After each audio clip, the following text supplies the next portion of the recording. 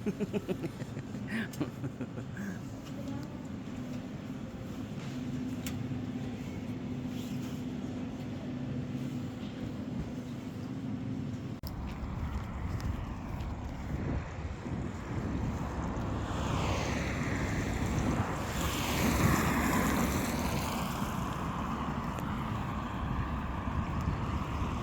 guys, good morning.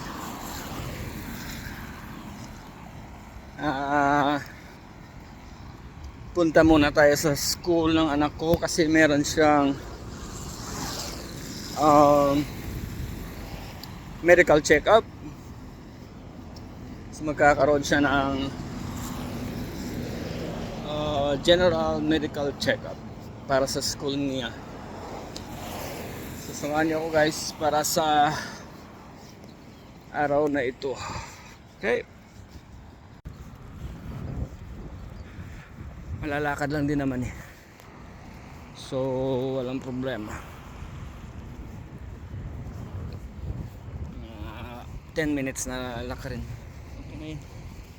Kunting exercise. Lakad-lakad. Exercise ko na rin. Hello. Ayan. So tapos na tayo magpa-check up dun sa anak ko. Sinamahan ko. Kaso lang hindi pwede daw mag video, hindi pwede daw makuna ng mga litrato kung ano pa. Pero yun, natapos din. And so far okay naman daw. Yun lang, may panibagong schedule na naman for further clarification doon sa mga ibang nabanggit. So far okay yung medical ng anak ko. Ayan, dyan ako papunta, pauwi.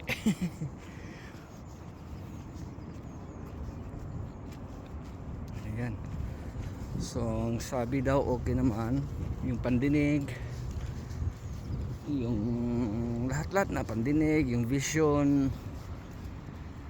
Pangalawang schedule namin to eh. So meron pang pangatlo para doon sa growth niya. Kailangan daw tugma yung growth niya sa edad niya, tsaka yung bigat niya kailangan tugma din.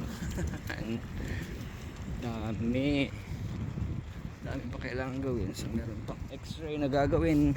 So yun, kita tayo sa guys. Bye bye. Daan muna tayo dito guys sa ewan ko kung ano to, fountain. Minsan may lumalabas dyan na tubig na, ewan ko kung fountain ba to ano. Kasi doon sa kabila ilog na yan.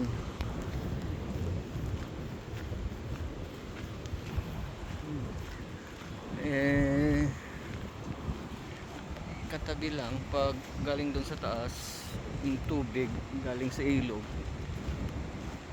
lagpas pag malakas yung volume ng tubig galing ilog, lagpas abot hanggang dito oh. Ano ba to? Ito yung nakasulat oh. Hindi ko naman maintindihan. Ayan daw, ewan ko kung ano yan. Ayan oh. So yan ang ilog. May malakas yung tubig kasi biglang taas yung temperatura, biglang uminit.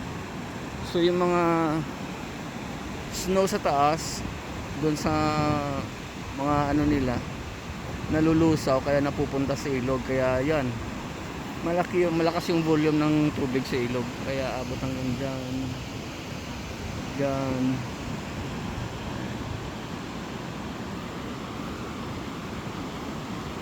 Tapos nilagyan pa ng bench dito. Eh paano pag naglabing-labing kayo dito tapos biglang marangkada yung tubig? Tangay kayo dun. Matatangay ka talaga. Yun. Nasa ilalim tayo ngayon ng tulay. Yan yung building, lumang building pinipreserve. Lakas ano. Ano? Tapos may event sila dito pag ano, maliwalas yung ilog. Tapos parang ano ba sa atin doon? St. John the Baptist. Yan. Nagpapaano sila dyan o parang kayak. Ewan ko ba kung kayak. Pero parang nagpo-floating sila. Bili sila ng ano. Tapos mula doon. Papunta sila doon. Yun. Hanggang doon. Sa kabilang tulay. Yan. Nakakantok yung ano. Nakakantok yung ingay ng ilog. Sarap sa tenga. Ayan, ganyan talaga dito pag ano, palusaw yung mga snow. Kahit maaraw, yung tubig dito ano, malakas. Pero pag summer na nalusaw na lahat ng snow, yan, maliwalas na rin dito yan. Kasi para dyan no, sa kabila, sa likuran ng building na yan, dati parang power plant yan dyan eh. Pero wala na sa ngayon, tinanggal na. Ayan, so sa ngayon dyan lang muna. Uwi muna ako, gutom na ako. Kain muna ako, kain. Uwi muna. Gutom na rin eh.